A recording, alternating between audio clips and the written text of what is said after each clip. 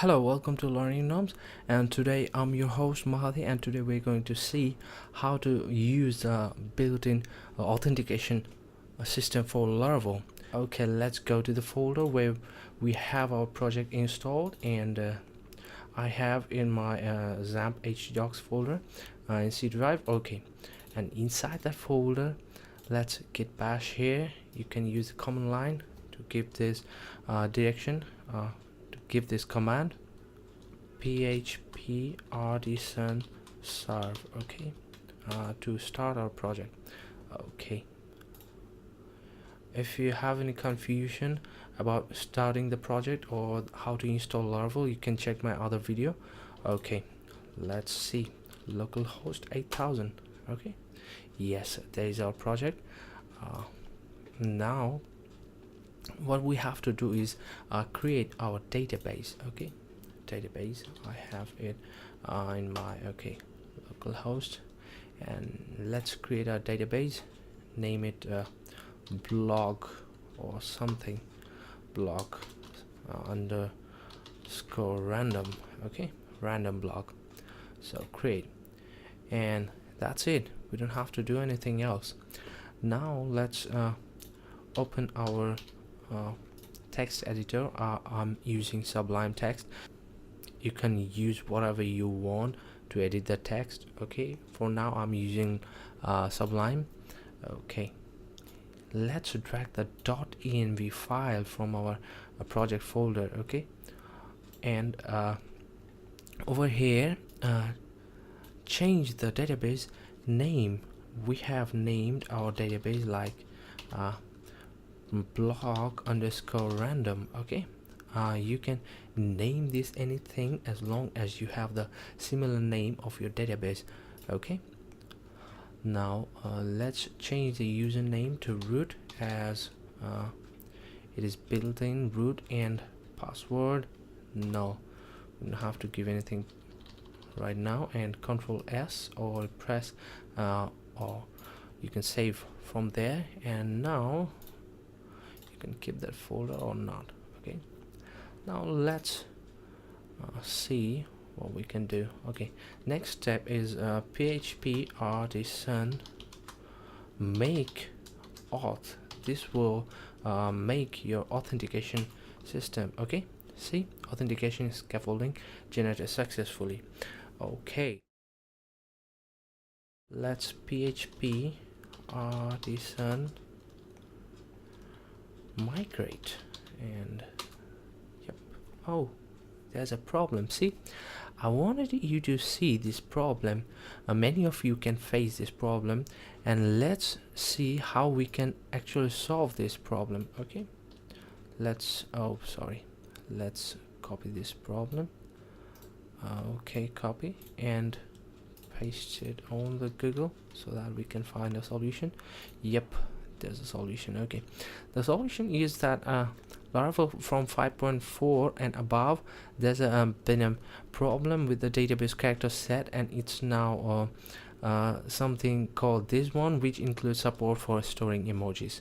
So above this version, you'll have you might face this problem, but to fix this, all you have to do is go to the app service provider.php file and add these things. Okay, I'm going to show you how to do that. Okay, then app service provider and app service provider folder. Drag this folder to your notepad, and as they have mentioned, copy this instruction and paste it just below the service provider. Okay, and then reach out for the next instruction that is given in the boot function and copy it and paste it over the boot function that you have. Okay, now press Control S to save it, or go over there to save it. Okay, now minimize it or delete this page, and we have to restart the system. Okay, and we have to restart the system.